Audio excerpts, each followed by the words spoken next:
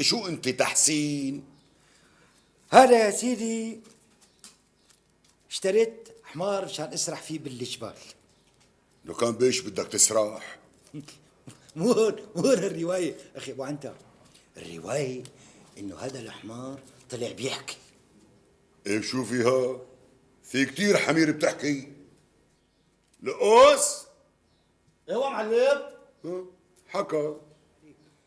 وفي شغلة تانية بدي أقول لك إياها، هو إنه قررت أنا وهذا الحمار إنه نصير أصدقاء. انت وهاللي ما بيتصدق. إيه بتعرف ليش؟